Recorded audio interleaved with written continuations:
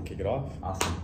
Well, I'm here with Isaiah, and we met in person really last at the We Believe in Portland after party at Legitscript.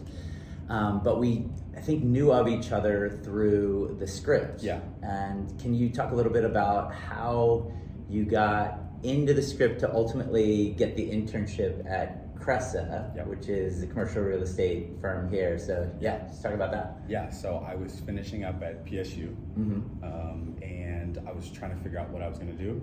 I didn't know if I wanted to go into financials or if I wanted to continue with my job at the city. Yep. And my career coach, Colleen, she recommended that I apply for the script, and she was like, the worst thing you can do is just decline every offer, but she was like, why not just try it? Yeah. And so I applied, and then I interviewed with Blake, Sean Eaton, and then Shelly here at Cresa. Okay. And I just kind of like had a feeling, like I was just like, I know, And I remember I sent them all notes after, and I was like, thank you so much. Like the energy was there, everything was there. And then they sent me a job offer, and I was like, they sent me an internship offer, but it was like, I'll just try it, and that turned out to be one of the best things. And so I would always send you little notes like, hey, thank you for creating this and stuff. No.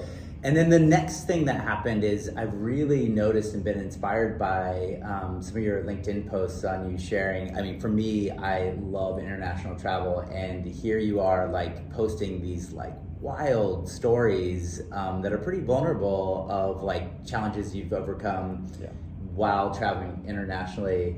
So that happened right after college, and you're kind of talking about older stories, and then there's some newer ones that are happening, like so it's a mix of like older stories that kind of relate to like what I'm going through now and the challenges that I'm facing in work, and how you overcome those, and it kind of relates to the travel. And then there's some newer ones that I kind of just throw in there.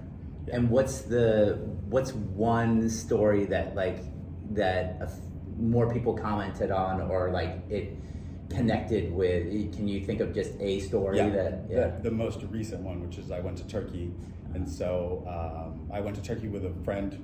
I mean, we knew him online, but we had never met in person. Oh, okay. And so he was going to get a hair transplant, and he texted me one day, and he's like, hey, do you want to go to Turkey? And I was just starting at Cresa, and I didn't really know if I could leave and go work remote, and I asked Blake, and he was like, yeah, go for it. And I didn't tell him that I was going to meet somebody new for the first time in a different country. Okay. And so that was really like a story of just like putting yourself out there and just kind of going with the flow. Yeah. So, yeah. I like it. Yeah. And just for all my friends out there, bald is beautiful. I'm not getting a hair transplant. Just want to no, embrace it. No, don't. When mine goes, I'm going to get one now. You got thick hair, man. We'll see. Yeah. All right, so the question that we're asking, or that I'm asking this year in this video series, is what's one hard thing that you've had to do in the past year to overcome, and how did you overcome that challenge? And the premise of that is that I think we as Portlanders need to hear that, because in the community we need to do more of that. So we're just hoping to share. I think there's two answers to that. One is being vulnerable. And then two is kind of sharing yourself and being true and authentic. And that started with the LinkedIn posts, where I was really reluctant to post on LinkedIn. Normally we just post like market stats, and I'd say, oh, hey, look at this box that we're going to put somebody in, right? It's pretty boring. It's pretty boring, and nobody cares. Yeah. But like once you start sharing real stories about your life, people are a lot more interested. They view you as a real person, and that's where you build these personal connections. I think overcoming that, it was really tough, because I didn't want... You do that every week, right? Yeah, I post 5 times a week. Whoa, okay. Yeah. Right. So I post 5 times a week, which is kind of like a rule to myself to just stay disciplined. Very intentional, yeah. Yes, it is. But it's intentional in the way of I really want to connect with people, and I really want to build like real, genuine connections in Portland. Yeah. So that way, like I have a support system, and that And you do that in real life too. Of course. Yeah. So my goal is that I post on LinkedIn and just show up authentically, interact with other people, and then I invite them for coffee. We don't talk commercial real estate. We just get to know each other. But to answer your question, I think how I overcame that was kind of just letting go. I didn't really think that people wanted to hear my stories. And then once I started, I think I shared one, and people were like, oh, look, I really love this. And I was kind of like, okay, this is really cool, But I think sharing like real stories, like we all have dark days, we all have good days. Yeah. And you can't just post the good days, because you have to post the bad days too, because you never know who's going through something. Yeah. And I think that's really kind of what kind of flipped the switch for me. Nice. Was being vulnerable and being like okay with being vulnerable. You know, sharing stories like, you know, I'll share with you.